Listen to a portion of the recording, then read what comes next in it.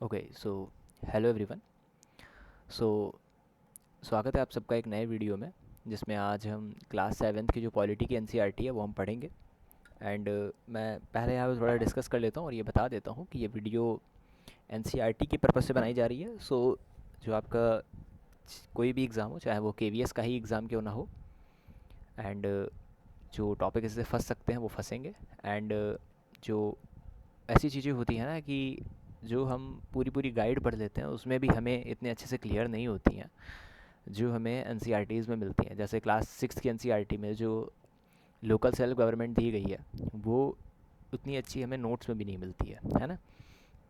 तो इसलिए हम पढ़ रहे हैं। तो अगर आप यूपीएससी एस्पिरेंट हो एंड पीसीएस के भी स्टूडेंट हो, सो ये एनसीईआरटी आपके बेस के लिए आपके बहुत काम आएगी। और बेस के लिए नहीं, मैं भी आपको बताता भी जाऊँगा कि पीसीएस एंड यूपीएससी में जो क्वेश्चंस बनते हैं वो कहाँ से बन सकते हैं।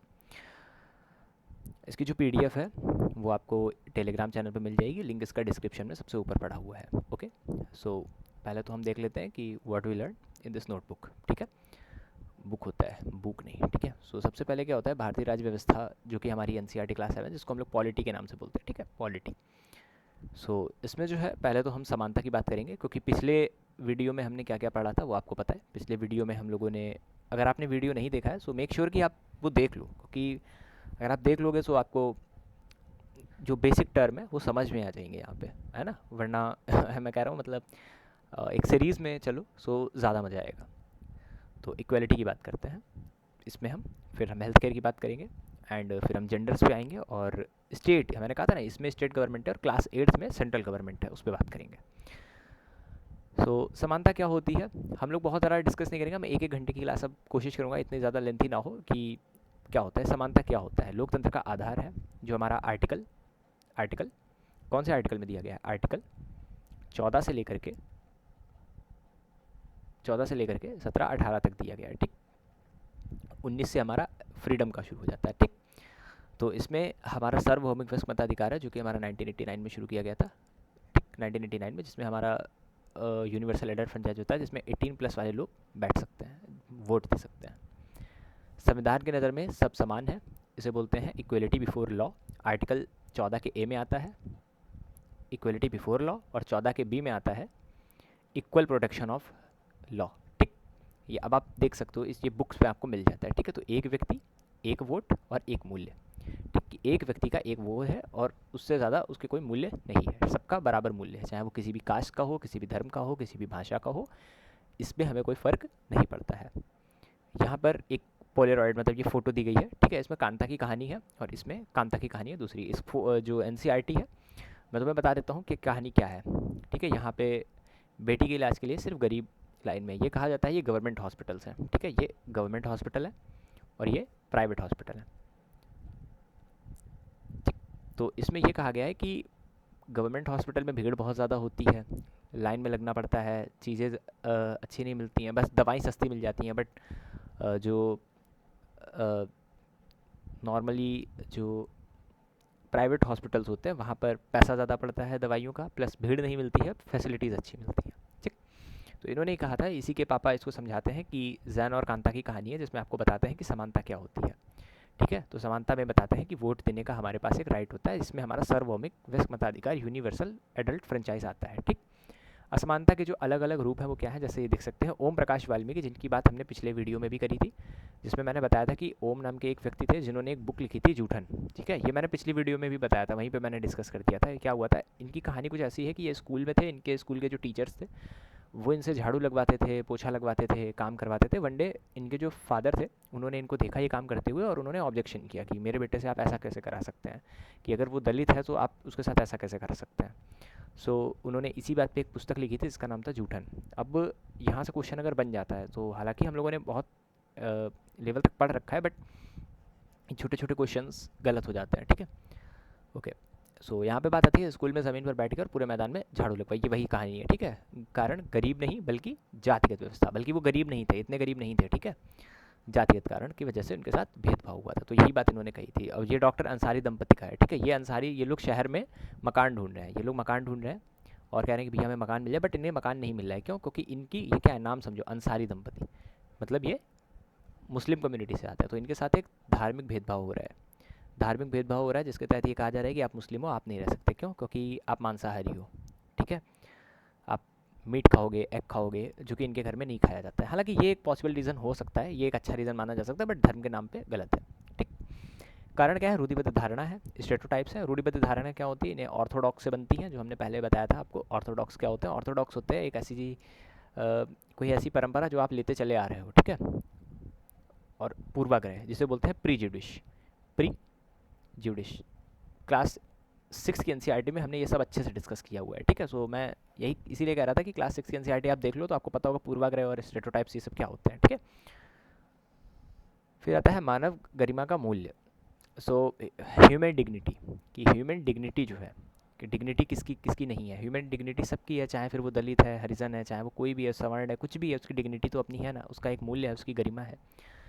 तो गरिमा का बात यह है कि जब लोगों के साथ असमानता का व्यवहार किया जाता है तो उन्हें आत्मसम्मान को ठेस पहुंचती है, जिसको बोलते हैं जिसको हम लोग अपनी भाषा में बोलते हैं आत्मसम्मान, स्वाभिमान, है ना। तो इस चीज़ को तो दिक्कत होती है। ठीक है, तो इसके लिए तो इंसान लड़ता भी है, हर इंसान लड़ता है। फिर चाहे वो किसी भी कास्ट का हो, उसके साथ असमानता होगी तो वो लड़ेगा।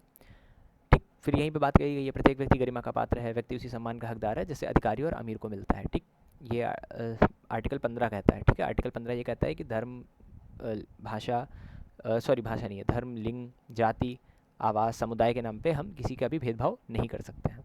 संविधान का प्रावधान ये है, सार्वजनिक स्थलों जैसे कुआं है, पार्क है, होटल है। ठीक है, यहाँ पर आप किसी को ये नहीं कह सकते कि आप दूसरे धर्म के हैं आप मत आइए, आप दूसरी जाति के हैं आप मत आइए, आप लिंग आपका अलग है, आप फीमेल हैं आप नहीं आ सकते, ऐसा नहीं हो सकता। ठीक है, तो ये हमारी गवर्नमेंट का कॉन्स्टिट्यूशन कहता है, हमारा कॉन्स्टिट्यूशन देश का कहता है कि आपके साथ ऐसा नहीं किया जा सकता, और अगर कोई करता है तो आप क्या कर सकते हैं? आप उस पर ऑब्जेक्शन कर सकते हैं। सरकारी पहल जिसको बोलते हैं मध्याह्न भोजन योजना। ठीक है, मतलब ये इसे बोलते हैं मिड डे मील।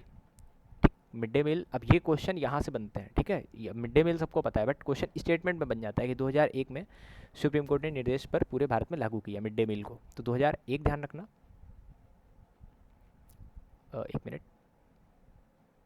ठीक है, सो हमें 2001 ध्यान रखना है। ठीक है, जो जो मैं येलो येलो हाईलाइट कर देता हूँ, ग्रीन ग्रीन हाईलाइट कर देता हूँ, ये है, क्योंकि स्टेटमेंट के क्वेश्चन में दिक्कत हो जाती है। ठीक, 2001 में पूरे भारत में लागू किया गया है। जैसे शुरुआत इसकी कहाँ से हुई थी? तमिलनाडु से हुई थी। ठीक है, ये रहा तमिलनाडु, सबसे पहले शुरुआत कहाँ करी गई थी? तमिलनाडु में। ठीक, अच्छा, मिड डे मील शुरू क्यों की गई थी? उसका रीज़न था, बच्चे पहले क्या होता था, स्कूल आते थे, पहले तो आधे आते नहीं थे, और जब आते थे तो वो खाना खाने के बहाने घर जाते थे और फिर वापस नहीं आते थे। तो इसलिए मिड डे मील कर दिया गया कि बेटा अब तुम आओ, खाना भी यहीं खाओ और फिर जाओ। मैं ऐसे स्कूल में पढ़ा हूँ, मतलब जहाँ पे मिड डे मील मिलता था, और खाने की क्वालिटी अच्छी होती है, चावल और दाल, मोस्टली चावल, हफ्ते के 7 दिन सारे दिन चावल ही दिया जाता है। ठीक है, रोटी वहाँ बनाने की कोई व्यवस्था होती नहीं है फिलहाल। बाद में गवर्नमेंट और इनिशिएटिव लिए थे जिसमें दूध और फलों की भी बात करी थी, बट वो उतना चल नहीं पाया। ठीक है, क्योंकि कुछ लोग होते हैं जो वीगन होते हैं या दूध ही नहीं पीते हैं, या दूध पी भी लेते हैं तो उनको वो नहीं बोला जाता है कि बीमारियां जल्दी फैलती हैं, क्योंकि दूध से बीमारियां थोड़ा जल्दी फैलती हैं इसलिए। ठीक है, हैजा होने का खतरा हो जाता है कि गंदा है, क्वालिटी अच्छी नहीं है, या सड़ गया, ख़राब हो गया, तो उसमें नुकसान भी ज़्यादा है और बीमारियों का खतरा ज़्यादा हो जाता है। ठीक, जिससे क्या हुआ, स्कूल में बच्चों की वृद्धि हुई और वो ठहराव, मतलब अब वो आ गए हैं तो अब तो रुकेंगे ही। ठीक है, अब यहाँ पर पहले तो ये जाति धर्म के बच्चों के साथ जो भेदभाव था वो ख़त्म हो गया, कि पहले अभी कोई कुछ ला रहा है, कोई अमीर का बच्चा कुछ ला रहा है, गरीब का बच्चा कुछ ला रहा है, तो अब ये ख़त्म हो गया। फिर भोजन पकाने के लिए दलित महिलाओं को रोज़गार, अब यहाँ पे एक और चीज़ हो गई, दलित महिलाओं को भी यहाँ पे रोज़गार दिया जा सकता है। ठीक, पहले मतलब आप सोचो, लेकिन अभी यूपीएससी के मान लो इंटरव्यू का क्वेश्चन बन जाता है कि आप एक स्कूल में ऐसे जाते हैं जहाँ पे दलित महिलाएं खाना बना रही हैं, तो अब जो वहाँ के स्कूल के जो पेरेंट्स हैं बच्चों के, वो ये चाहते हैं कि मेरा बच्चा स्कूल में खाना लेके ना खाए, तो आप क्या इनिशिएटिव लेंगे, कि आप क्या करेंगे? आप खुद जाएंगे उन बच्चों के पेरेंट्स के सामने, बच्चों को बुलाएंगे, उन बच्चों के सामने दलित महिलाओं से बना हुआ खाना आप खुद खाएंगे। ठीक है, ये करना पड़ेगा, ये एज ए गवर्नमेंट ऑफिसर आपको ये करना पड़ेगा। क्यों? क्योंकि इसमें कुछ गलत नहीं है। अगर वो दलित है, जन्मजात दलित है, और पहली बात तो मैंने पिछले भी वीडियो में कहा था, दलित जैसा कोई शब्द होना ही नहीं चाहिए। क्यों है दलित जैसा शब्द? तुम्हारे पास दलित जैसा शब्द है, इसीलिए देश में दलित है। अगर ये शब्द ही नहीं होगा तो ऐसा कुछ होना ही नहीं, होगा ही नहीं ना, एग्जिस्टिंग ही नहीं होगा कुछ। तो भोजन को पकाने में कोई दलित बना रहा है, कोई कैसा भी बना रहा है, कोई दिक्कत नहीं है, आप वो खाया जा सकता है, मैंने खाया है, उसमें कोई बड़ी बात नहीं है। ठीक है, फिर माताओं को काम छोड़कर बच्चों को खाना खिलाना नहीं आना पड़ता। तो पहली चीज़, पहले क्या होता था कि माताएं क्या करती थी कि बच्चों को घर में खाना खिलाना पड़ता था, है ना, बच्चों की टेंशन होती थी। हालाँकि मैं मेरे साथ में हुआ है ना, मतलब मम्मी सुबह टिफ़िन खा ली देती थी कि अगर हो सके तो स्कूल में ले लेना। हालाँकि मैं अच्छे स्कूल में पढ़ा हूँ, ऐसी बात नहीं है, मैं गवर्नमेंट स्कूल में पढ़ा हूँ, उसके बाद मैं प्राइवेट स्कूल में पढ़ा हूँ। मेरा मतलब मेरा हाइब्रिड है, मैं दोनों में पढ़ा हूँ। बट मैंने मज़े इस स्कूल के भी लिए हैं, ठीक है। खाना अच्छा मिलता था, क्वालिटी बहुत बेस्ट होती थी। जो कहते हैं ना कि मोस्टली तहड़ी बनती थी, खिचड़ी बनती थी, दाल चावल बनता था, कढ़ी चावल बनता था, सब्जी बनती थी, बहुत अच्छा बनता था। खाली पेट स्कूल आने वाले बच्चों का पोषण, न्यूट्रिशन, अब तो सोचो इससे कितनी चीज़ें कवर हो गई, न्यूट्रिशन भी कवर हो गया। अभी जो हमारा हेल्थ इंडेक्स है बच्चों में, जिसमें कुपोषण की समस्या देखने को मिलती है, कोई दुबला है, किसी को कोई रोग हो रहा है, क्योंकि जो खाना दिया जा रहा है वो प्रोटीन फ्री है, मतलब प्रोटीन विद प्रोटीन है, ठीक है। विटामिन के सारे सोर्स मिल रहे हैं, सब कुछ मिल रहा है, तो डिसीज़ेज़ भी कम हो जाती हैं, जो भोजन से विटामिन से डिसीज़ेज़ होती है वो भी कम हो जाती है। तो ये बहुत अच्छा इनिशिएटिव था, ठीक है, बहुत अच्छा इनिशिएटिव था। और बड़ी बात नहीं है, टीचर भी लेकर के खाते थे। तुम्हें मैं बता दूं, मैं जिस स्कूल में रहता था, पढ़ता था, वहाँ के टीचर भी ये खाना खाते थे, पता है ये बात तुम्हें? अब तुम्हें लग रहा होगा कि टीचर अपना खाना, नहीं नहीं नहीं नहीं नहीं, वहाँ स्कूल में जो बनता था, दोपहर का जो लंच होता था, वो टीचर भी यही खाते थे। और हंसी खुशी खाते थे, उन्हें वो खाते ही थे, उन्हें पसंद था। समझ रहे हो? सो ये इनिशिएटिव बहुत अच्छा इनिशिएटिव था, ठीक है। और सारी देख रेख की जाती थी, खाना साफ़ बने, अच्छा बने, गंदगी ना हो। एक टीचर बाकायदा लगे हुए थे, जो हमारे साइंस के टीचर थे, वो इस चीज़ों को देखते थे, क्योंकि मैंने इस चीज़ को करीब से देखा है, इसलिए मैं तुम्हें बता रहा हूँ। यहाँ पे होंगे बहुत से लोग जो सेंट जेवियर्स में पढ़े होंगे, बहुत अच्छे अच्छे स्कूल्स में पढ़े होंगे, ठीक है, बड़े बड़े कॉलेजेस में पढ़े, मतलब स्कूल्स में पढ़े होंगे। सो उनको इस चीज़ के बारे में अंदर से डेप्थ उन्होंने आंखों से नहीं देखा है, बट मैंने उस चीज़ को देखा है, ठीक है। बहुत से लोगों ने देखा भी होगा। तो साइंस के जो टीचर थे वो इसका पूरा कार्यभार संभाले हुए थे। तो ये बहुत अच्छा इनिशिएटिव था, सबसे पहले तमिलनाडु में शुरू किया गया था 2001 में, सुप्रीम कोर्ट में, सुप्रीम कोर्ट के निर्देश से, ठीक है। तो मिड डे मील बहुत अच्छा इनिशिएटिव था। अब क्वेश्चन ये बनता है कि क्या असमानता केवल भारत में? ऐसा नहीं है। रोज़ा पार्क्स की बात हमने क्लास 6 की एनसीईआरटी में भी की थी, जब जहाँ पे मैंने नेल्सन मंडेला की बात की थी। अच्छा, नेल्सन मंडेला की बुक क्या है, आपका नाम बता देना ज़रा। नेल्सन मंडेला की जो बुक है, मंडेला की जो बुक है, उसका नाम आपको बताना है, ठीक, कमेंट में बताना, टाइम स्टैम्प दे करके। कुछ बच्चे हैं जो कमेंट करते रहते हैं, जियोग्राफी पे बहुत बच्चों ने कमेंट किया है। तो एफ्रो अमेरिकन थी है, पहली बात तो ध्यान रखना, एफ्रो अमेरिकन। अब एफ्रो अमेरिकन क्या होते हैं? एफ्रो अमेरिकन वो होते हैं जिनकी मम्मी या पापा में से कोई एक अफ्रीकन हो और एक अमेरिकन हो, ठीक है, तो एफ्रो अमेरिकन बोले जाते हैं। और यहाँ पे एफ्रो अमेरिकन होने की वजह से ये काली थी, इनकी चमड़ी का रंग काला था। तो क्या हुआ, ये बस में बैठी हुई थी, ये वाली बस होती है जो, इन बस में ये बैठी हुई थी, ये वाली बस, इस बस में बैठी हुई थी। एक गोरा आदमी आया, उसने इनको हटा दिया कि जाओ तुम यहाँ से जाओ, ये गोरे लोगों की सीट है। तो जब इनको हटा दिया गया तो इन्हें अंदर से ख़राब लगा कि किसी के चमड़ी के रंग के आधार पर तुम इसको कैसे डिफाइन कर सकते हो कि तुम पीछे हटो, है ना। सो इन्होंने इस चीज़ के लिए आंदोलन कर दिया, और उस आंदोलन का नाम था सिविल राइट्स आंदोलन, सिविल राइट्स मूवमेंट, मतलब नागरिक अधिकार आंदोलन। ये ज़रूरी है, ठीक है, मैं यहाँ पे रेड कलर से इसको हाईलाइट कर रहा हूँ। सिविल राइट मूवमेंट, ठीक। तो ये किसने चलाया था? रोज़ा पार्क ने चलाया था, ठीक है, 1955 में, ठीक। एनसीईआरटी के ये पॉइंट ज़रूरी होते हैं, ठीक है। प्लस आपकी मेंस की जो आंसर राइटिंग होती है, डिस्क्रिप्टिव आंसर राइटिंग में, ये पार्ट्स अगर आप नहीं डालते हो, ये इस तरीके से अगर आप नहीं लिखते हो, सो सामने वाले टीचर पे इतना अच्छा इफेक्ट नहीं पड़ता है, ठीक है। 1955 में। फिर यहीं पे देखो एक चीज़ और दी गई है, 1964 में नागरिक अधिकार, हाँ, ये चला था 11 साल, 11 साल चला था, 11 ईयर। तो उसके बाद गवर्नमेंट को ये करना पड़ा, 1964 में नागरिक अधिकार आंदोलन अधिनियम एक्ट लाना पड़ गया था। तो ये एक्ट बहुत ज़रूरी है। ये आया किसके उसमें था? रोज़ा पार्क्स की वजह से, ठीक। जिसमें इन्होंने अमेरिका की गवर्नमेंट ने साफ साफ कह दिया था कि जो तुम्हारी नस्ल है, जो तुम्हारे धर्म है, नस्ल है, धर्म है, रंग है, इसके आधार पे हम राष्ट्रीय मूल कि तुम किस मूल के हो, अफ्रीका के हो, इंडिया के हो, भारत के हो, कहाँ के हो, तो यहाँ से भेदभाव को रोका जाएगा, ठीक है। चलो, ये हमारी पहली यूनिट है जिसमें हमने इतना समझा, जिसमें हमने इक्वालिटी को समझा, इक्वालिटी के में हमने नेल्सन मंडेला को समझा, हमने रोज़ा पार्क्स को समझा, और इसके अलावा जो इनिशिएटिव होते हैं छोटे छोटे गवर्नमेंट के, जिसमें मिड डे मील है बहुत इंपॉर्टेंट, इसको हमने समझा, ठीक है। चलो बात करते हैं यूनिट 2 में, जिसमें हम बात करते हैं स्वास्थ्य, स्वास्थ्य में सरकार की भूमिका। अच्छा, मैं आपको उससे पहले बता देता हूँ, जो गवर्नमेंट का प्राइमरी फोकस है वो स्वास्थ्य का है। समझ में आया कि किसी भी स्टेट की किसी भी चीज़ का तो जो प्राइमरी फोकस है गवर्नमेंट का वो स्वास्थ्य होता है, ठीक। या मैं कह सकता हूँ स्वास्थ्य के लिए जो प्राइमरी रूप से जिम्मेदार है वो आपकी गवर्नमेंट होती है, ठीक है। स्वास्थ्य, हेल्थ क्या है? हेल्थ क्या है? देखो, अब ये क्वेश्चन थोड़ा सा फिलोसॉफिकल वे में जाता है। हेल्थ क्या है? अभी मैं तुमसे पूछूँ हैप्पीनेस क्या है तो थोड़ा सा दिक्कत होगी कि ये क्या है। लेकिन मैं तुम्हें ये बता सकता हूँ कि अनहेल्दी होना क्या होता है। आपके पैर में चोट लग जाए तो आप अनहेल्दी हो, आपको कोई बीमारी हो जाए तो आप अनहेल्दी हो। बट मैं आपको ये नहीं बता सकता कि हेल्दी होना क्या होता है। वैसे ही मैं आपको ये नहीं बता सकता कि हैप्पीनेस क्या होती है, बट मैं आपको ये बता सकता हूँ कि सैड होना क्या होता है ना। तो स्वास्थ्य का मतलब होता है कि आपका बीमारियों से मुक्त रहना नहीं, मतलब क्या है कि ऐसी सिचुएशन भी आगे ना बन जाए जहाँ पर आप बीमार हो जाओ, कि अभी तो आप बीमारियों से मुक्त हो लेकिन आप एक ऐसे स्टेट में रह रहे हो जहाँ का AQI, मान लो AQI 500 से ऊपर जा रहा है, तो ये चांसेस हैं कि आने वाले फ्यूचर में आपके फेफड़े चले जाएंगे, आपके नहीं जाएंगे तो आपकी जनरेशन में किसी के चले जाएंगे।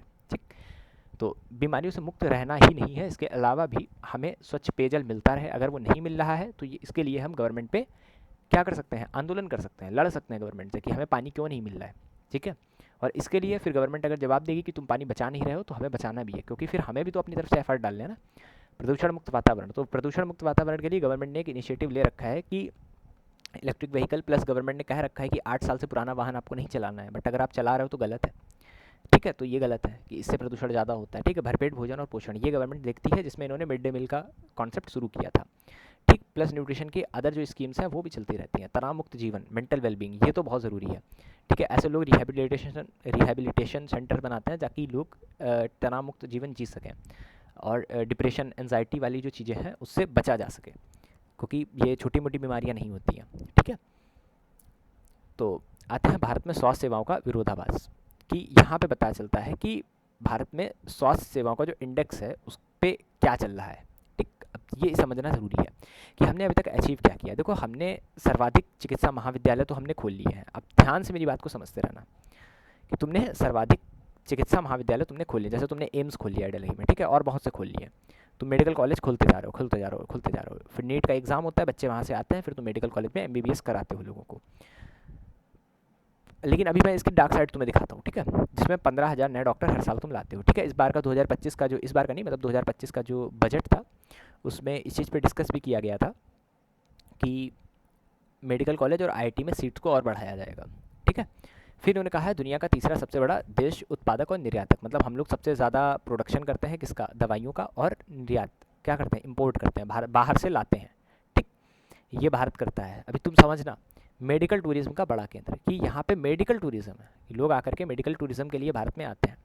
अब ये तो अचीवमेंट्स हैं। अब तुम मुझे एक बात बताओ, गलती यहाँ पर ये हो रही है, चिकित्सा महाविद्यालय तुमने खोल रखे हैं जिसके एक एग्ज़ाम होता है जिसको बोलते हैं नीट। हालांकि अब तो ऑनलाइन एजुकेशन आ गई है, तो एक गरीब बच्चा भी नीट का एग्ज़ाम दे सकता है, वरना पहले आज से 20 साल पहले ये समझ लो, जिस बच्चे की एजुकेशन प्रॉपर हुई होती थी, जो अच्छे गवर्नमेंट स्कूल में, गवर्नमेंट स्कूल, अब तुम इमेजिन करो, गवर्नमेंट स्कूल का बच्चा, गवर्नमेंट स्कूल का बच्चा गवर्नमेंट कॉलेज में नहीं जा पाता है। ठीक है, बात समझ पा रहे हो, एम्स और IIT में नहीं जा पाता है, तो एम्स और IIT में कौन जा रहा है, जो प्राइवेट स्कूल के बच्चे हैं। समझ में आ रहा है, मतलब चीज़ों को ध्यान से समझने की कोशिश करो। खैर, ये एक अलग डायमेंशन बन जाती है जिस पर हम बाद में बात करेंगे, लेकिन बस ये समझो कि गवर्नमेंट स्कूल का बच्चा एम्स और IIT नहीं जा पा रहा है। मतलब अपवाद स्वरूप कुछ मिल जाएंगे, बट परसेंटेज बहुत कम है, इसलिए हमें गवर्नमेंट स्कूल के टीचर्स पे थोड़ा और प्रेशर देना चाहिए ताकि वो ढंग से पढ़ाएं। कुछ टीचर जो सोते रहते हैं उन पे, ठीक है, बट कुछ अच्छे भी होते हैं, ऐसी बात नहीं है। बट जो हमारे चैलेंजेस हैं वो ये है कि 5 लाख लोग प्रतिवर्ष TB से मरते हैं। 5 लाख, ये छोटा अमाउंट नहीं है, 5 लाख। 21% बीमारियां जल जनित हैं, ये तो बहुत बड़ी बात है। जल जनित, जल जनित में कौन कौन सी बीमारी आती है, देखो, जिसमें बैक्टीरिया बनते हैं, ठीक है, हैजा जिस टाइम पे चलता है, डेंगू चलता है। ठीक है, और ग्रामीण क्षेत्रों में डॉक्टरों की भारी कमी है, क्योंकि इंसान यहाँ से नीट करता है, सॉरी MBBS करता है, और MBBS के बाद वो पैसा छापना चाहता है, तो वो ग्रामीण क्षेत्रों में उसको उतना पैसा नहीं मिलता, बल्कि गवर्नमेंट अच्छी स्कीम देती है, अच्छा पैसा देती है, अच्छी फैसिलिटीज़ देती है डॉक्टर्स को। सरकारी हॉस्पिटल में जो डॉक्टर्स होते हैं उनकी जो है पैसा उनका अच्छा खासा होता है, सैलरी होती है, बट लोग करना नहीं चाहते हैं। ठीक, तो ये हमारे साथ समस्याएं हैं, और लोग जो एक्सटर्नली काम कर सकते हैं वो कर सकते हैं। ठीक है, अब इन्होंने कहा है सार्वजनिक, पब्लिक और प्राइवेट स्वास्थ्य सेवाएं, जिसको मैंने सबसे पहले बताया था। पब्लिक में क्या होता है आप जानते हो, गवर्नमेंट में भीड़ होती है लंबी सी, पर्चा टोकन कटाओ, उसके बाद जा करके कहीं आप अपने जो प्रॉब्लम है उसको शेयर कर पाओगे। बस प्राइवेट में क्या होता है, आप गए, भीड़ है ही नहीं, आप बैठे हो, मस्त जाके बैठे रहो। ये अब कहानी में नहीं पढ़ाऊंगा, अमन और रंजन, ये आप NCERT की बुक डाउनलोड करके पढ़ सकते हो। निजी अस्पताल में दिक्कत होती है कि, सॉरी, निजी अस्पताल में क्या है, 5 स्टार जैसी सारी सुविधाएं हैं, मस्त AC लगी होगी, महंगा होगा, पैसा थोड़ा होगा, अनावश्यक टेस्ट और दवाइयाँ जिनकी ज़रूरत ही नहीं है। एक्सरे हो रहा है बट उसकी ज़रूरत ही नहीं है। ऐसे ही अभी मेरे एक रिलेशन में एक लोग को लंग कैंसर हो गया था, पूरे शहर भर में 50 डॉक्टर दिखाए होंगे, बट किसी भी डॉक्टर ने ये डिस्कस ही नहीं कर पाया कि उसको लंग कैंसर है, बल्कि एक्सरे करा रखा था। तो अब बता दो कि वो डॉक्टर, मुझे नहीं पता कहाँ से पड़े हुए थे, बट पता नहीं कैसे थे। ठीक है, तो सस्ता इलाज 1 रुपये के पर्चे में काम चल जाता है। ठीक है, दवाइयाँ भी फ्री होती, फ्री नहीं होती है, क्योंकि दवाइयों का सीन ऐसा होता है, जैसे पैरासीटामॉल है, तो पैरासीटामॉल एक दवाई का फार्मूला है। ठीक ठीक है। पैरासीटामोल पर बेस्ड बहुत सी दवाइयाँ आती हैं, ठीक है। और पैरासीटामोल पे बेस्ड जो दवाइयाँ आती हैं कुछ 5 रुपये की होती हैं, कुछ 10 की होती हैं, कुछ 60-70 रुपये की होती हैं। अब 60-70 वाली तुम्हें यहाँ मिलेंगी और 1-2 रुपये वाली यहाँ मिलेगी, क्योंकि पैरासीटामोल का फॉर्मूला एक ही है, बट उस पर दवाई और कंपनी का ब्रांड अलग अलग है, ठीक है। तो अगर आपने प्राइवेट सेक्टर में एमआर का काम देखा हो तो उसका काम यही होता है कि उसको ये दवाइयाँ वगैरह बेचनी होती हैं, ठीक है। हाकिम शेख का मामला है, 8 सरकारी अस्पतालों में भर्ती से मना कर दिया गया, ये सरकारी अस्पतालों में और घायल चिकित्सा सहायता पाना मौलिक अधिकार है, ये बात आर्टिकल 21 में कही गई है। अब आपको यहीं पे क्वेश्चन बताना है कि जो राइट टू प्राइवेसी है उसको किस में डाला गया है, ठीक है। अब आते हैं स्वास्थ्य सुधार में शानदार उदाहरण, जिनमें बोलते हैं केस स्टडीज। जैसे केरल का अनुभव। केरल में क्या होता है, राज्य के, क्योंकि केरल में 100% लिटरेसी है, पहली चीज़ तो इस ध्यान रखना, 100% लिटरेसी लगभग पहुंच चुका है देश, ठीक। तो 100% जिस देश की लिटरेसी होगी वहाँ बर्बादी नहीं होगी, पहली चीज़। तो राज्य का बजट 40% पंचायतों को दिया गया है, कि 40% जो चीज़ें हैं वो पंचायत देखती। पंचायत हमने कहाँ है, हमने पिछले वाली एनसीईआरटी में डिस्कस किया है। परिणाम में क्या है, स्वच्छ जल है, ठीक है, पोषण भी है, आंगनबाड़ी भी अच्छा चल रहा है, स्वास्थ्य सेवाएं भी अच्छी मिल रही हैं। क्यों? क्योंकि वहाँ पे 40% बजट किसको है, पंचायतों के पास है। तो पंचायत अपने तरीके से उन चीज़ों को हैंडल करता है, और ये सही भी है, ये पंचायतों के पास होना भी चाहिए। लेकिन ये तब हो पा रहा है क्योंकि यहाँ 100% लिटरेसी है। अगर आप किसी ऐसे देश में चले जाओ जहाँ पे सिर्फ 10% लिटरेसी हो, ठीक है, तो वहाँ के पंचायत भी जो है तम्बाकू खा रहे होंगे बैठे। मैं मतलब सीधी बात बोल रहा हूँ, वहाँ के पंचायत के जो लोग बैठे हैं ना वो भी तम्बाकू बीड़ी सिगरेट कर रहे होंगे। उनको अगर तुमने 40% बजट दे दिया ना, वो देश का ऐसा सत्यानाश करके रख देंगे पूरे ज़िले का। सो इसलिए जब अगर 100% लिटरेसी है तभी वो काम आगे बढ़ पा रहा है, ठीक। अब आता है कोस्टारिका मॉडल। कोस्टारिका ये मतलब मध्य अमेरिका में बीच में पड़ता है, मैक्सिको के पास, ठीक है। तो इन्होंने कहा है देश में सेना नहीं रखेंगे। क्यों नहीं रखेंगे? क्योंकि सारा रक्षा बजट नागरिकों की शिक्षा, वेरी गुड, मतलब जितना भी रक्षा बजट है कि रक्षा पे हम जितना खर्च करेंगे, मान लो डिफेंस पे हम 100 करोड़ खर्च करेंगे, हालांकि ये तो बहुत छोटा अमाउंट है, 1000-3000 करोड़ होता है, ठीक है। तो नागरिकों की शिक्षा, स्वास्थ्य और बुनियादी ज़रूरतों पे खर्च कर लेंगे कि बेसिक, भाई मैं नहीं रखना चाहता हूँ आर्मी, मुझे नहीं लड़ना किसी से, ठीक है। लेकिन प्रॉब्लम आज के टाइम पे ये भी, अगर आपके पास आर्मी नहीं है तो सामने में अगर किसी ने अटैक कर दिया, सामने मान लो नल्ला पाकिस्तान बैठा हुआ है, तो आप क्या कर लोगे? तो इस चीज़ की भी समस्या है। तो हमें करना तो पड़ेगा, मतलब ये हम नहीं कह सकते कि रक्षा पे काम नहीं करना है, रक्षा पे काम करना है, बट उतना नहीं करना है कि हम और चीज़ों को भूल जाएं। ये होता है ना कि लाइफ में किसी एक चीज़ को इतना पकड़ के नहीं चलना है कि बाकी सारी चीज़ें हम खराब कर लें। ये हमारा यूनिट 2 यहाँ पे कंप्लीट हो चुका है, जिसमें हम लोग पढ़ चुके हैं कि हेल्थ केयर में गवर्नमेंट कैसे काम करती है, ठीक है। चलो अब हम थर्ड यूनिट पे आते हैं, जिसमें हमारा टॉपिक बनता है विधायक एमएलए। यहाँ पे राज्य शासन कैसे काम करता है, इसके फिगर से पहले मैं तुम्हें समझा देता हूँ। यहीं पे राज्य शासन में क्या होता है कि आप चुनाव करते हो किसका, एमएलए का। एमएलए क्या होता है, मेंबर ऑफ लेजिस्लेटिव असेंबली, विधानसभा का जो बंदा होता है, ठीक, मतलब आपका विधायक, उसका विधायक का आप चुनाव करते हो। फिर उन विधायकों में चुनाव होता है और आपका बनाता है राज्यसभा का मेंबर बनता है, राज्यसभा मेंबर, ठीक। राज्यसभा मेंबर मतलब पार्लियामेंट में तुम डिसीजन ले सकते हो। बस इतनी ही बात यहाँ पे लिखी गई है। समस्या आप पढ़ लेना, गंदे पानी से हैजा का प्रकोप। अब जो हैजे का प्रकोप है, इसकी जो कार्यवाही होगी वो जनता के विधायक के घर का घेराव किया। क्यों घर का? अब सोचो, जनता, अब ये सब आपने पढ़ा ही होगा कि जनता विधायक के घर क्यों गई, जनता राज्यसभा मेंबर के पास नहीं चली गई। क्यों? क्योंकि जनता का हक इस पे है, जनता ने एमएलए को चुना है, ठीक है। तो वो एमएलए से कहेगी कि बेटा गलत कर रहे हो, ये सही नहीं है। विधायक सीधे जनता के प्रति जवाबदेह होते हैं, ठीक है। विधायक को, ये डेमोक्रेसी की बात है। हालांकि ये बस लेकिन मैं एक बात बोल रहा हूँ, शायद यहाँ पे लोग बैठे होंगे उन्हें भी बहुत शायद ख़राब लग जाए, बट ये बातें ना कागजी हैं सिर्फ, ठीक है। ये बातें सिर्फ कागजी हैं, ये सिर्फ एनसीईआरटी में पढ़ने को मिलता है, ये एक्चुअल में पता नहीं कहाँ एग्जिस्ट करता है, मुझे तो नहीं दिखा आज तक। बल्कि छत्तीसगढ़ का ही एक केस है, मुझे नाम नहीं याद आ रहा, बट वो एक न्यूज़ रिपोर्टर था, उसने विधायक के कुछ काले कारनामों को पकड़ा, जिसमें वो कुछ 2 नंबर का काम करता था। तो उस रिपोर्टर को मार के, उसके टुकड़े करके जो सीवेज टैंक होता है उसमें भर दिया गया। तो समझ में आ रहा है?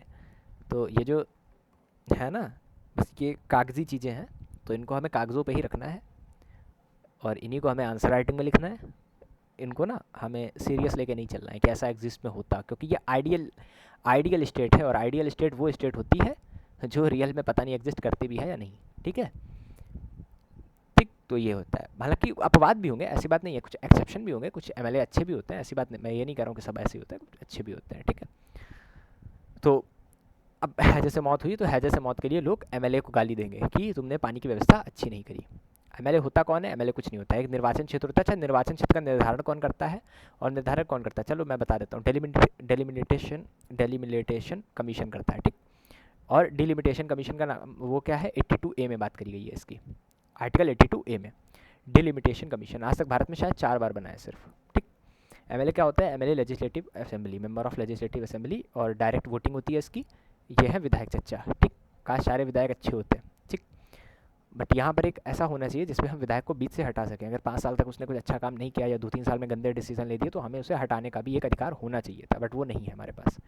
First past the post system, इसको बोलते हैं first past the post system, FPTP, ठीक है, FPTP बोलते हैं इसको, FPTP शॉर्ट में, FPTP, first past the post system. इसका मतलब होता है निर्वाचन क्षेत्र में कई उम्मीदवार खड़े होते हैं, जो उम्मीदवार सबसे अधिक वोट पाता है वह जीतता है। जो जो आपने मूवी देखी होगी धमाल, धमाल मूवी में क्या होता है, जब वो शेर आ जाता है तो वो उसका नाम है हितेश देशमुख, वो भाग रहा होता है, तो लोग उससे पूछते हैं कि भाई तुम क्यों भाग रहे हो, कि जूते क्यों बांध रहे हो, तो वो कह रहा है मुझे भागना है। तो कह रहा है हम 4 लोग हैं, शेर से कैसे बचेंगे, तो वो कहता है मुझे शेर से थोड़ी ना बचना है, मुझे तो बस तुम तीनों से आगे भागना है, क्योंकि शेर तो सबसे पीछे वाले को खाएगा, तो मुझे बस आगे रहना है। तो वही FPTP का मतलब होता है कि आपको सबसे आगे रहना है, ठीक है। तो वो होता है निर्वाचन क्षेत्र में ऐसे, जैसे आपका ये जिला है, ठीक है, ये यहाँ पे समझ भी लो, ये आपका जिला है, ठीक है, आपका जिला, दूसरा कलर ले लेता हूँ, ये आपका जिला है पूरा, ठीक, ये आपका जिला है। इस जिले को हमने छोटे छोटे पार्ट में बांट दिया, ये छोटे छोटे पार्ट है। अब इन पार्ट में क्या होगा, एक एक चुनाव खड़ा होगा, प्रतिनिधि खड़ा होगा। इनमें से कौन सा प्रतिनिधि चुना जाएगा, तो वो, और वो किस पार्टी से होगा, कुछ बीजेपी से होंगे, कुछ कांग्रेस से होंगे, कुछ अलग पार्टी से होंगे, तो उसमें से कौन सा चुना जाएगा ये डिपेंड करता है। मान लो इसको चुना दिया, मतलब इसको चुन लिया गया, तो अब ये प्रतिनिधि MLA में, या मतलब इस क्षेत्र से ये MLA जाएगा, ठीक है। ये होता है कि अब इस क्षेत्र के सारे डिसीजन ये MLA लेगा, ये होता है, ठीक। तभी MLA, जब वोटिंग का टाइम आता है तब MLA आपके घुसते हैं, उसके बाद MLA को कोई आपसे मतलब नहीं, उसके बाद आप MLA को घुसो, ठीक है। ये होती है चीज़ें, घुसो मतलब जिसको हम सिंपल कह सकते हैं किसी के सामने हाथ जोड़ना या वो सब, ठीक है। सरकार कैसे बनती है, सरकार कैसे बनती है, चलो अब ये सेंट्रल गवर्नमेंट नहीं, ये स्टेट गवर्नमेंट की बात हो रही है, ठीक है। स्टेट गवर्नमेंट कैसे बनती है, कुल सीटें 68 है, बहुमत के लिए 35 चाहिए। अब पूछो 35 कहाँ से आए, है ना, पूछो पूछो, ठीक। तो 35 होता है, इसका आधे से ज़्यादा, ठीक है, तो 50% से ज़्यादा ही वोट चाहिए होते हैं। तो 68 का 30 है, 30, हाँ, तो इतने से आधे से 2/3 समथिंग कुछ ज़्यादा चाहिए होता है, ठीक। तो सत्ता पक्ष, दो पक्ष होते हैं, जैसे एक सत्ता पक्ष कौन सा पक्ष होता है, जिसकी सरकार केंद्र में हो, जो केंद्र मतलब सेंटर में हो, सेंटर में जो सरकार होगी, अगर उसी पक्ष का नेता विधायक खड़ा हो रहा है तो वो सत्ता पक्ष बोला जाता है। और इसके अपोजिशन में होता है जो केंद्र के अपोजिट होगा। मान लो केंद्र में बीजेपी की सरकार है, तो यहाँ पर जो सरकार होगी वो कांग्रेस की होगी। ये मैं एग्जांपल दे रहा हूँ, लड़ने मत लग जाना कमेंट में, ठीक है। बाकी सभी पार्टियाँ, इन्होंने क्या लिख रखा है, बाकी सभी जो पार्टियाँ होती हैं, बाकी सभी पार्टियाँ, मुख्य विपक्षी दल वह होता है जिसके पास सत्ता पक्ष के सबसे ज़्यादा सीटें होती हैं। और इन्होंने कहा इसमें 44 सीटें मिली तो ये जीत जाएगा, उसी में से CM चुन लिया जाएगा। बिल्कुल सेंटर वाला ही हाल होता है, ये मैं पहले डिस्कस भी कर चुका हूँ पहली वाली क्लास में। कि क्या होता है, देखो ऐसा समय समझ लो, ऐसा होता है कि आपने MLA चुना, ठीक है, MLA चुना, वहाँ पे 44 सीटें मिल गई, मान लो बीजेपी को, या बीजेपी नहीं, मैं नाम नहीं लूँगा, ऐसा अच्छा नहीं लगता है।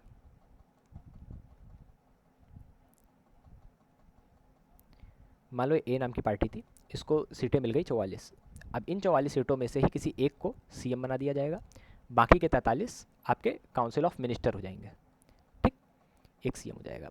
तो ये स्टेट गवर्नमेंट तो बना आसान होता है। अच्छा स्टेट गवर्नमेंट किसको, अच्छा स्टेट गवर्नमेंट किसके लिए अकाउंटेबल होती है, ये विधान परिषद, विधानसभा, लेजिस्लेटिव असेंबली के लिए अकाउंटेबल होती है, कि आपको लेजिस्लेटिव असेंबली में अपना कार्य जो आपने करा धरा है वो बताना पड़ेगा। यहीं पे क्वेश्चन होते हैं, विपक्ष का काम सरकार का। अब देखो विपक्ष क्या, क्वेश्चन एंड क्वेश्चन क्या होता है, UPSC के जो क्वेश्चन होते हैं वो डायनेमिक होते हैं, उनमें ये नहीं बनता है कि मतलब यहाँ से क्वेश्चन कैसे बनते हैं। तो क्वेश्चन चाहे जितना भी डिस्क्रिप्टिव वाला, मतलब अगर मैं यहाँ पे UPSC बार बार नाम ले रहा हूँ या मैं डिस्क्रिप्टिव की बात कर रहा हूँ, तो ध्यान से मेरी बात समझना कि क्वेश्चन हर एग्ज़ाम के लिए इंपॉर्टेंट है, ठीक है, क्योंकि जब क्वेश्चन डायनेमिक अगर बन रहा है तो वो मोस्टली हर एग्ज़ाम में बनता है। तो क्वेश्चन ये बन सकता है कि, बन सकता नहीं है, जो बनते हैं वो ये बनता है कि विपक्ष की क्या भूमिका रहती है, किस चीज़ में विपक्ष की क्या भूमिका रहती है चुनाव में। तो विपक्ष की ये भूमिका रहती है कि अगर विपक्ष नहीं होगा तो वो जो सत्ता पक्ष है वो डिक्टेटरशिप हो जाएगी उसमें, ठीक है। तो विपक्ष क्या होता है, वो लड़ता है, वो बताता है कि नहीं तुमने काम गलत किया है। अगर ये सत्ता पक्ष का आदमी खुश हो रहा है कि उसने करप्शन करके जो है बहुत मज़े ले लिए, तो विपक्ष वाला कहता है कि तुमने कैसे कर लिया, तुमने गलत किया है, ठीक है। तो ये काम होता है विपक्ष का। विपक्ष नहीं होगा तो ये बहुत ज़्यादा डिक्टेटरशिप की तरफ चला जाएगा, ठीक है। तभी यही बोला जाता है पार्लियामेंट में अगर किसी के पास भी 400 से ज़्यादा सीटें हो जाती हैं, 400 से प्लस सीटें अगर आपके पास हो जाएँ तो आप डिक्टेटरशिप की कैटेगरी में आ गए, क्योंकि सामने किसी की हिम्मत ही नहीं है जो आपके डिसीजन को मना कर पाए, है ही नहीं, है ना, कोई बचा ही नहीं है।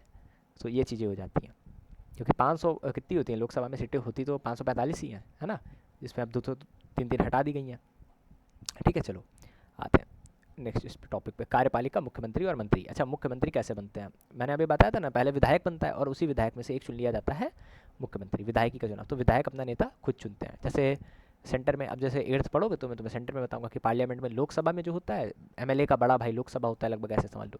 अच्छा, राज्यपाल क्या होता है? राज्यपाल का वही काम होता है जो राष्ट्रपति का काम होता है, मुख्यमंत्री और अन्य मंत्रियों की नियुक्ति करता है। ठीक, मुख्यमंत्रियों की नियुक्ति करता है और मुख्यमंत्री की सलाह पे अन्य मंत्रियों की नियुक्ति करता है। ठीक, यूपीएससी एडवांस कॉन्सेप्ट है, ये देखो यहाँ पे ये लिखा हुआ है 51वां संविधान संशोधन। 91 बहुत है, 21, 71, 92, 92 तो भाषाओं में होता है। अच्छा, 51वां संविधान संशोधन ये कहता है कि पहले क्या होता था, दल बदल वाली वो सॉरी पहले क्या होता था कि भरे पड़े आ रहे हैं, ठीक है, कोई भी चुनाव लड़ रहा है, बट इस बार इन्होंने कहा है कि सदस्य संख्या के 15% से अधिक मंत्रियों की कुल संख्या की। ऐसा भाई, अब जैसे ये समझो, ये है लेजिस्लेटिव असेंबली, ठीक है।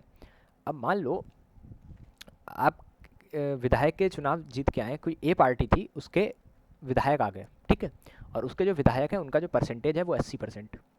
अब अगर इसमें से एक सीएम चुन लिया जाएगा, ठीक, इसमें से एक सीएम चुना जाएगा, अब जो बचेंगे, इसमें से बचे मान लो 79% बच गए, तो अब ये जो 79% बचे हैं, तो मतलब इसका मतलब समझ रहे हो, 79% अगर किसी भी मतलब लेजिस्लेटिव असेंबली में एक तरफ 79% अगर एक पार्टी का बैठ गया, तो दूसरी तरफ का विपक्ष तो गया, मतलब विपक्ष तो कोई बोल ही नहीं पाएगा, अपोजिशन वाले की हिम्मत ही नहीं है भाई, वो तो 30% बचे ना, सिर्फ 20% बचे हैं, ठीक है। तो ये होता है यहाँ पे, इसीलिए यहाँ पे लाया गया कि भैया आप कितनी भी पार्टी लेके आए हो, लेकिन आपके मेंबर जो बनेंगे परमानेंट, जो सदस्य संख्या 15% से अधिक नहीं हो सकती, ठीक है, और न्यूनतम 12 से कम नहीं हो सकती, ठीक है, और 12 से कम अगर हो रही है तो आप कोई फ़ायदा नहीं है, तो आप उसमें सीएम नहीं चुन सकते हो अपना, ठीक है।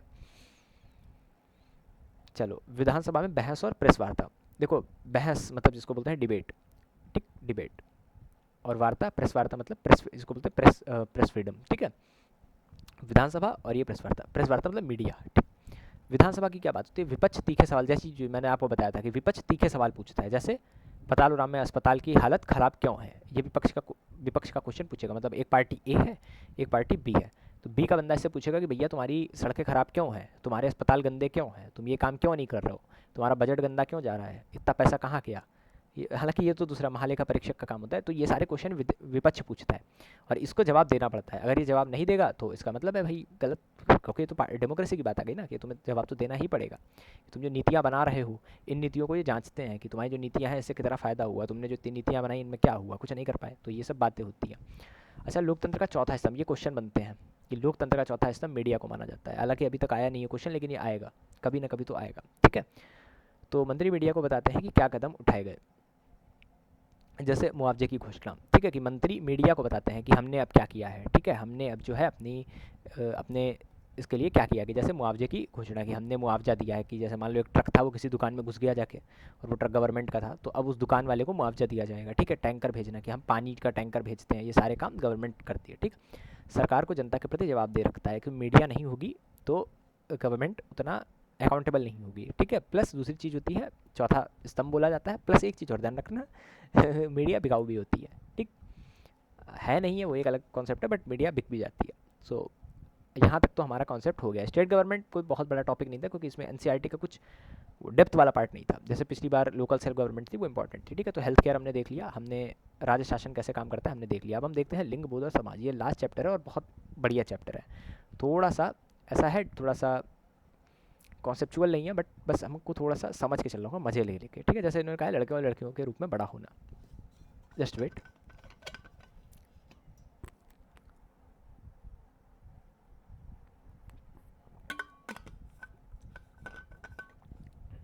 तो लड़के और लड़कियों के रूप में बड़ा होना, इस चैप्टर का नाम जो है वो इसलिए रखा गया है, इसमें ये बताया गया है कि लड़के के बड़े होने और लड़कियों के बड़े होने में क्या अंतर है। तो रूढ़िबद्ध क्या होता है, मैंने आपको बताया था, ऑर्थोडॉक्स होते हैं। जैसे 1920 का समोवा द्वीप है, ठीक है, लड़के और लड़कियां दोनों घर का काम और मछली पकड़ने का काम साथ करते थे, ठीक। 1960 में लड़कियां अभी भी गलियों में जाने से डरती हैं, अंधेरी गलियों में, लड़के रात भर खेलें कोई दिक्कत नहीं है। फिर इन्होंने कहा है कि पुरुष, मतलब डिफरेंस यहीं से क्रिएट कर दिया जाता है, लड़कों को कार दी जाती है, लड़कियों को गुड़िया दी जाती है, ये बॉयज़ के लिए होती है, ये बोला गया है। और तो और कलर बांट दिए गए हैं, पिंक कलर की अगर मैं शर्ट पहन लेता हूँ तो मेरे दोस्त लोग मुझ पर मतलब जो है शेमिंग करने लग जाते हैं कि भाई पिंक कलर लड़कियों का होता है, भाई कलर किसका होता है ना। तो ये चीज़ें हैं, तो ये चीज़ें फालतू की चीज़ें होती हैं, पहले तो ये है, ठीक है, तो इसकी कोई ज़रूरत नहीं है, तो हमें ये ध्यान रखना है, ठीक है। तो स्त्री की भूमिकाएं क्या होंगी, तो फिर क्या होगा कि भाई अगर तुम उस लड़की को गुड़िया पकड़ा रहे हो तो तो फिर वो गुड़िया की तरह शांत रहेगी ना, तो फिर वो अब हालांकि अब तो तब भी बहुत चीज़ें हो गई हैं हम लोग के नेवी में, हम लोग की जॉब में, पुलिस की जॉब में लड़कियों को देखा गया है, पहले इतना बहुत ज़्यादा जो है इंट्रेंस इनका नहीं था। सख्त अलगाव, मतलब लड़कों के लिए खुले मैदान, लड़कियों के लिए स्कूल से सीधे घर आने की सकरी डरावनी गलियाँ। तो ये डिफरेंस हम ही ने क्रिएट किया है। अब इसके लिए गवर्नमेंट को मैं दोष नहीं दे सकते ना, ये डिफरेंस हम ही ने क्रिएट किया है और हम ही इसे ख़त्म कर सकते हैं। ठीक है, अब इसके लिए क्या ज़रूरी है? इसके लिए ज़रूरी है अच्छी एजुकेशन, ठीक, प्लस खुद में थोड़ा सा दिमाग। सबसे मेन चीज़ तो यही है, क्योंकि अभी भी तुम राजस्थान चले जाओ ना, ऐसे मतलब मैं स्टेट की बुराई नहीं कर रहा हूँ, बट वहाँ ये चीज़ें होती थी। ठीक है, एजुकेशन के मामले, मतलब चाइल्ड बर्थ, वो सॉरी चाइल्ड बर्थ बता रहा हूँ, जो क्या बोलते थे उसे, बर्थ मैरिज, बर्थ नहीं, क्या बोलते थे उसे, बाल विवाह, चाइल्ड मैरिज, क्या बोल रहा हूँ मैं, ठीक है, चाइल्ड मैरिज। तो ये सब चीज़ें वहाँ पे फेमस थी। खैर अब तो गवर्नमेंट ने वो लगा दी हैं, वरना ये तो अभी भी चलता रहता।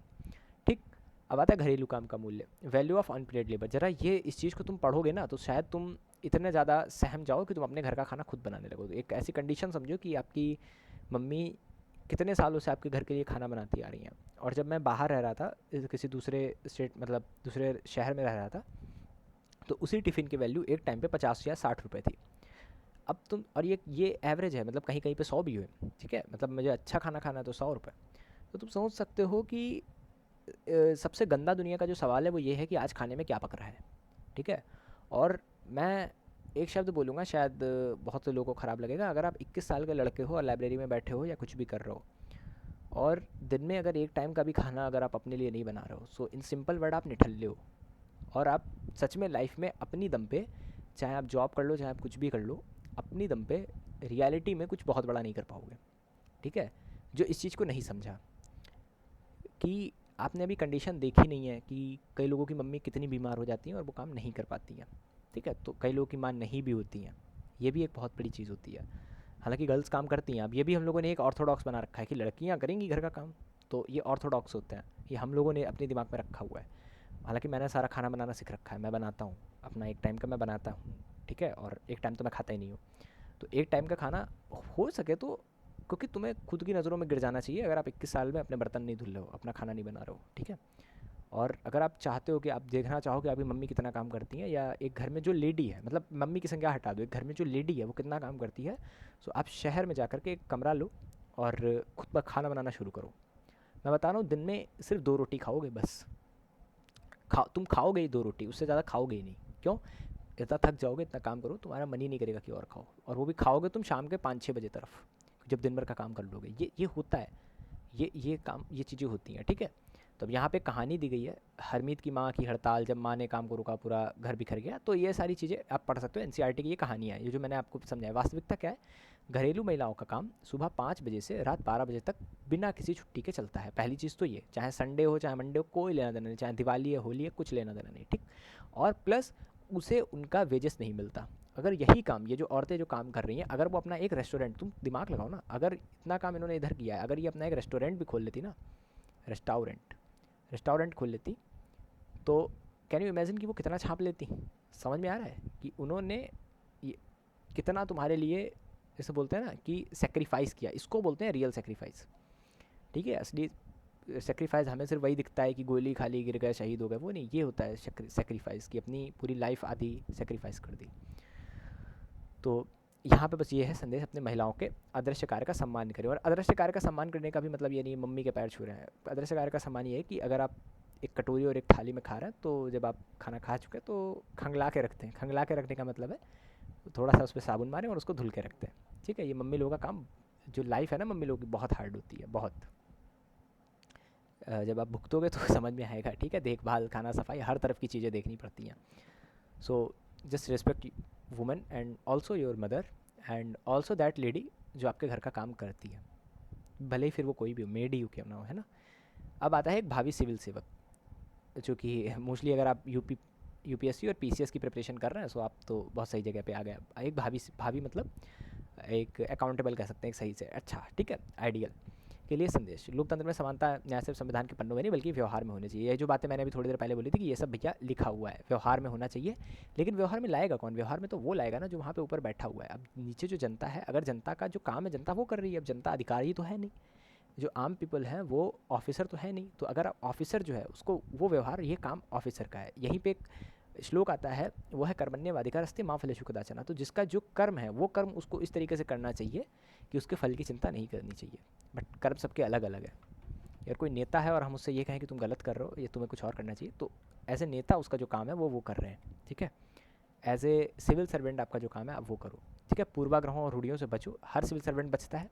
निर्णय लेते समय तटस्थ, मतलब न्यूट्रल और तार्किक। मतलब ये नहीं है कि अगर हिंदुओं के पक्ष में कोई बात आ रही है तो आप भी हिंदू हो तो आप उसको सपोर्ट दे दो, नहीं, आपको न्यूट्रल बनना है। आप वहाँ पे अपने आप को ह्यूमन मान के चलोगे कि मैं एक ह्यूमन हूँ, ठीक है। मैं ये नहीं मान के चल रहा हूँ कि मैं हिंदू हूँ, मैं सिख हूँ, मैं ईसाई हूँ, ये नहीं है ना। और लॉजिकल वे में सोचना है कि अगर, मतलब ये तो आप समझ ही गए होंगे तार्किक और लॉजिकल कैसे आता है। जिनकी मैथ्स अच्छी होती है उन्हें पता होता है लॉजिक, वही लॉजिकल लोग बोले जाते हैं, ठीक। अंतिम व्यक्ति में खड़े व्यक्ति का अंतर दलित या महिला की गरिमा की रक्षा करना आपका सबसे बड़ा कर्तव्य है। ये स्टेटमेंट बहुत इंपॉर्टेंट है, क्योंकि आपको अगर मैं भगवान कहूँ, कुछ भी कहूँ, ठीक है, मतलब सुप्रीम पावर बोलूँ, डिवाइन पावर बोलूँ, उसने अगर आपको इस लायक बनाया है कि आप IAS PCS हो, या आप किसी अच्छे टीचर हो, KVS में टीचर हो, आप अच्छे टीचर हो, तो आपकी ये पूरी आपकी जो है रिस्पॉन्सिबिलिटी बनती है कि पीछे जो बच्चा खड़ा है जो दलित है उसको दिक्कत हो। ये आपकी रिस्पॉन्सिबिलिटी है। बाकी ये तो समझाने का तो काम मेरा है। व्यवहारिक रूप से जब आप उतरोगे उस फील्ड में तब आप कर पाओगे, ठीक है। So thank you and subscribe for more videos. And Telegram group join कर लेना। इसके जो नोट्स हैं वो आपको टेलीग्राम ग्रुप पे ही मिल जाएंगे। और ये नोट्स आश्रय सर ने बनाए थे, एंड हमारी टीम मिल के नोट्स बनाती है। कई लोग क्वेश्चन भी पूछते हैं कि नोट्स कहाँ से बने, तो नोट्स कहाँ से बनते हैं, नोट्स हमारी पूरी टीम मिल करके बनाती है, PPT वगैरह। क्योंकि NCERT का भी सारा पॉइंट हमें नहीं लिखना है। जैसे कहानियाँ हैं, कहानियाँ अगर हम लोग लिख देंगे तो फिर बहुत बोरिंग हो जाएगा, क्योंकि कहानियाँ पढ़ने हम लोग यहाँ नहीं आए, हम लोग की कॉन्सेप्ट पढ़ने आए हैं, ठीक है। तो जैसे जो UPSC का एडवांस कॉन्सेप्ट है ये लिखा हुआ है, तो इनको देखा जा सकता है। ये जो 51वां संविधान संशोधन है, ये सारी चीज़ें, तो इस पर थोड़ा ध्यान हम लोग को देना है। बाकी जो NCERTs है बाकी आपके पूरे काम आने वाली हैं। और ये NCERT सिर्फ, मतलब पहले तो मैं KVS के लिए पढ़ाया था, बस ओनली KVS के लिए नहीं है। अगर आप UPSC, स्टेट PCS या किसी भी एग्ज़ाम की तैयारी कर रहे हो, किसी भी एग्ज़ाम की कर रहे हो, सो NCERT से क्वेश्चन तो बहुत ज़रूरी है, ठीक है। NCERT अगर आपने नहीं पढ़ी है, सो मैं तो सबको हिंट देता हूँ कि एक बार नज़र डाल लेनी चाहिए, ठीक है। NCERT और स्टेट PCS प्लस KVS, ठीक है। बाकी अदर जो भी एग्ज़ाम है, अदर इन सब के लिए ये ज़रूरी है, ओके। सो ठीक है, इसकी जो PDF है ये आपको मिल जाएगी टेलीग्राम पे, ज्वाइन कर लेना वहाँ पे। And thank you so much for watching this video, follow for such amazing this content. Bye.